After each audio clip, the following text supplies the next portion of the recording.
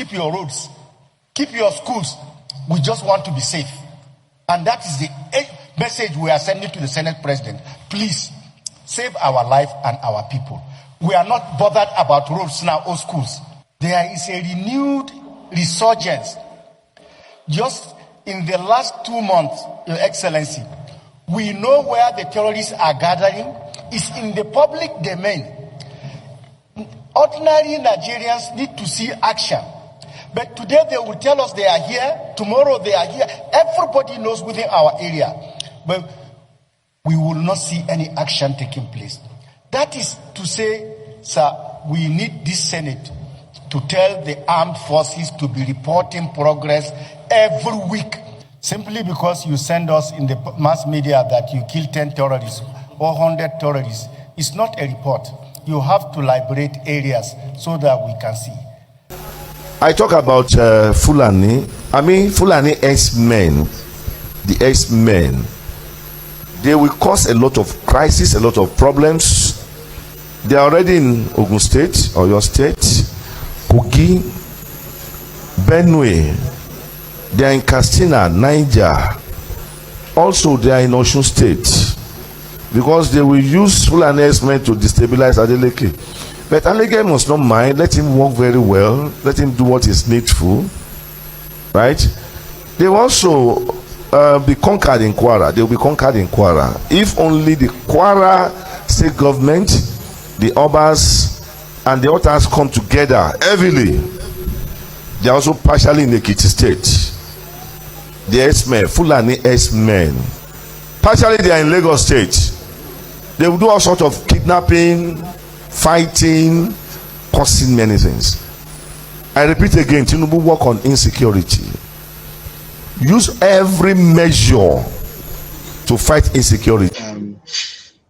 The north has really changed. There was a time in the north that people used to live together. You know, the Muslims, Christians used to live together amicably. Fulani herdsmen used to, take their cows around the areas and then they feed. And when they feed, they talk to these people, farmers, they exchange milk for food, food for milk. And then over time, these things has been there and it's been settled. But recently, there's this conspiracy we feel that people always feel that the farmers and the cattle herdsmen are quarreling, but we now found out that it's not really so. There's a serious agenda and a conspiracy of sorts that people, gunmen come and wipe people away every day. People are killed every day. Farmers cannot go to the farm. Everybody's in fear. And you see, when they can't go to the farm, they can't try to sell crops to feed their families. So that's an issue now. And then we feel as minority Nigeria that there's so much concentration of the federal government in the Northeast. And we're not saying the Northeast brothers are not being treated well. We like the fact that they are doing that for them. But we also wish that that same concentration or that same attention will be given to the North. The story of these two people and how these two people ended up is to tell you that if the Nigerian government wants to end insecurity and banditry today, they will do it. This is to tell you that no terrorist organization is bigger than the Nigerian government. If they want to end insecurity right now, they will do it. If they want to end Boko Haram right now, they know exactly what to do. And let's not also forget that you see this Nigerian government we're talking about, they are playing with us and they are playing with Nigerian lives. Or rather, it's more political than anything else. Because at the end of the day, Boko Haram have been in existence since 2009. So you want to tell me from 2009 to today, Nigerian governments are not able to defeat Boko Haram. They are able to defeat them if they want to. All these are all political at the end of the day. But I want you to remember these two people. All the terror they were wrecking in the eastern part of Nigeria, especially that gentle. I want you all to remember this gentle. That is to remind you that I see all this thing going on with herdsmen and all this whole negotiation with terrorists in Katsina State. If the Nigerian government tell you that they want to end it right now, they know exactly what to do. But however, they choose not to do it for some reasons best known to the Nigerian government.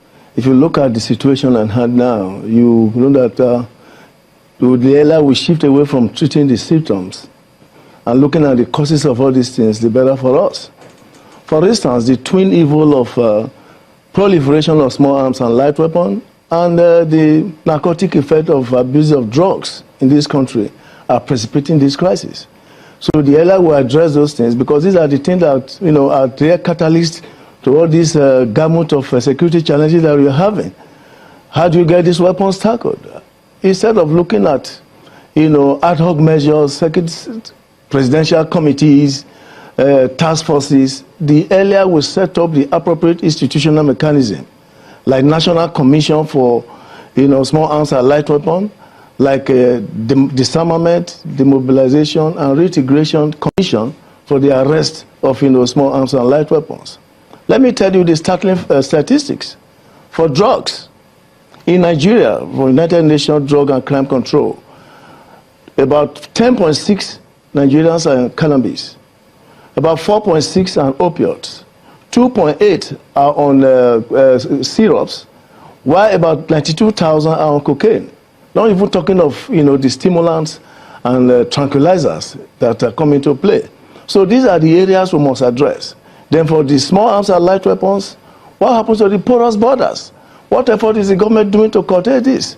Task forces, ad hoc measures are not a clear solution.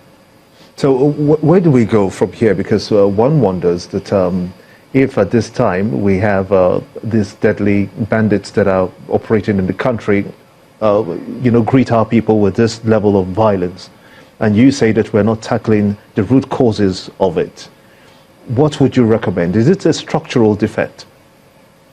Well, it's a complication of so many factors. For instance, like I said, let us look, you must know your enemy. That is the first thing. You must know your enemy. How do you know your enemy? You know, by a very determined intelligence gathering. And this is where we need, you know, a very thorough interagency cooperation. If you don't know your enemy, you don't even know what you're fighting. Because right now it's a frightening dimension. And look at the, you know, the telling effect. You know, the security agencies are also getting overwhelmed because some of the tools they need to do their job, do they really have them? For instance, in the West African region here, let's talk about the Lake Chad Basin Authority of Chad, Nigeria, and Niger Republic. Niger Republic GDP, 3% is for defense spending. So if we rely on normal budgeting for feeding armed forces and the police, we can't get anywhere. All these differences, you know, are beautiful in a way if we can be able to meet together, you know, and try to really resolve all our various problems. Now, that's the reason why, for example, today I feel very sad with the sort of thing that is happening in various parts of the country, especially in the north. And recently I learned about this group from Sokoto, Chadera, Lakara,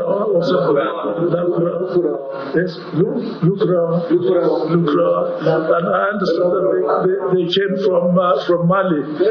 They came from Mali. Yes, so that it is, and so a new group coming in and to create some problem for us. Yes.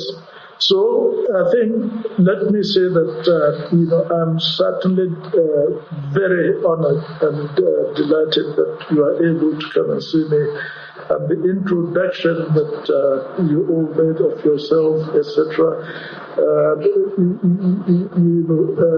touched me very much. Part of Nigeria, where a minority of Nigerians are really, you know, concentrated. So we just feel that if the government too can just give that kind of intervention, that kind of concentration for lives and property in the north, to go a long way. In fact, if you notice, the new government is always emphasizing on agriculture as a diversification for resources for the federal government. Now, if you are trying to talk of agriculture and the farmers cannot even farm. So how do you encourage these peasants to go back to their farms and produce? Do you understand? So that's my take on all the things that is happening in the Northeast. Senator representing Kwara Central. I want to lend my voice to this urgent debate on the floor today, ably moved by Senator Lola Ashiru, who happens to be my colleague, my brother from the same state. I represent Kwara Central, he represents Kwara South. Sir, if anything happens in Kwara South or Kwara North, it's as good as happening in Kwara Central, because we are from the same state and our people are interwoven. There is no gainsay here to say maybe it's affecting Kwara South, so it doesn't bother me. No. We are interwoven in so many aspects, and that is how it also extends to the other parts of the country. We've had series of complaints, debate, concerns over insecurity in this country. I think, sir, it is time we stop all the rhetorics and all hands must be on deck. Be you in government, be you outside government, the security of lives and properties in one way or the other will definitely affect you. So we must not play politics with it. All we should do now is to try and see how solutions can be profiled, especially also putting the nation, our leaders in prayers, because any bad decision taken by leaders in government will definitely affect all of us. So it's not time to blame anybody. For me, banditry, kidnapping, we must categorize them as criminal activities. There is no religion, there is no tribe, there is no ethnicity that abhors this. Anybody caught should be dealt with as a criminal. If we approach it from that angle, without sentiment, without emotion, I think we will go a long way in resolving these issues. The security agencies are doing their best. We must applaud them. The president is doing his best. Those of us here too are doing our best in trying to oversight and make sure the voice of our people are heard. So we should please put all hands on deck and address this thing as criminal activities. Thank you, sir. Thank you. Senator Sadiq Umar. I am Sadiq Suleiman Umar. I represent Kwara North. Mr. President, let me first thank our colleague, Senator Lala Ashiru, for bringing this to the Senate attention once again. Mr. President, my distinguished colleague, we've gone around this repeatedly, and for information, Kwara, we benefited from very good peace for a long time until the bandits and kidnappers started seeping in from the borders, and they started from my area, actually the Kwara North. Alhamdulillah, the government of Kwara State, the federal government, there has been good collaboration and effort, and that side is being, brought under control. Now they have moved to Kwara South again, and my sympathy to our people in Kwara South, because there has been a lot of suffering in that senatorial district as well. But the state government and the federal government are collaborating with the military structures as well as local vigilantes to see that this is brought to an end finally. However, Mr. President, while we represent our people and bring up what happens to them, the key tool we have as a legislature constitutionally is our investigative powers and our oversight function. And I think we need to bite harder.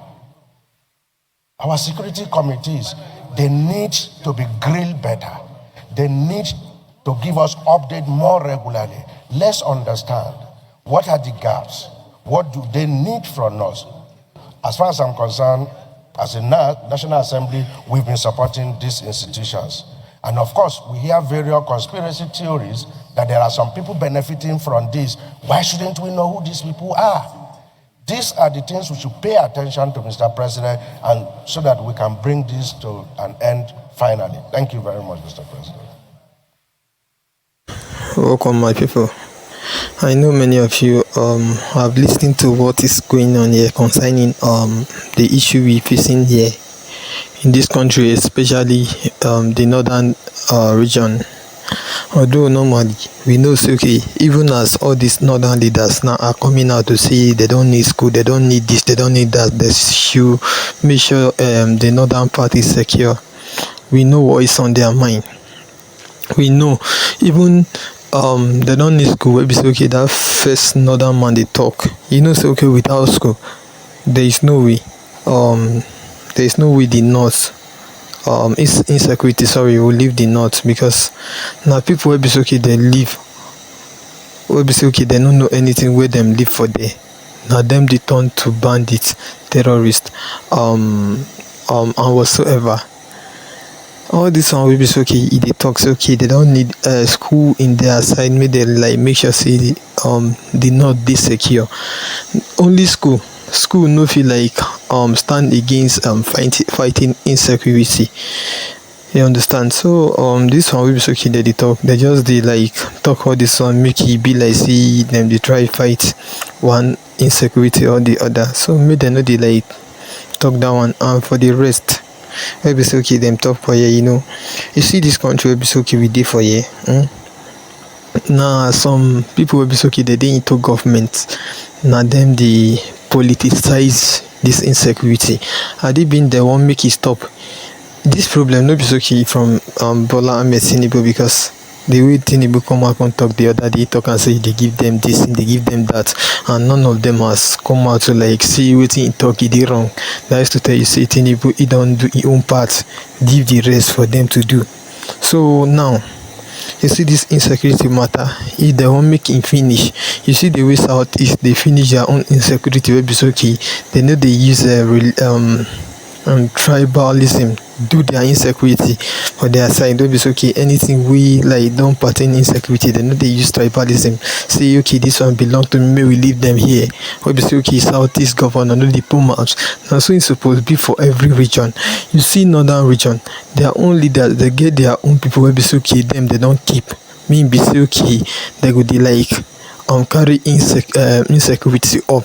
Those people they go make sure say they buy people, which is very very bad. No be within everybody want for here. If everybody want make this thing live, it go live. And so it just be. Are you hearing us? We know you get something will be okay. You want talk concerning anything they happen here. If you have anything to see that, make it drop your own say below, and also if not today be your own first time, make it like, share, subscribe. Thank you.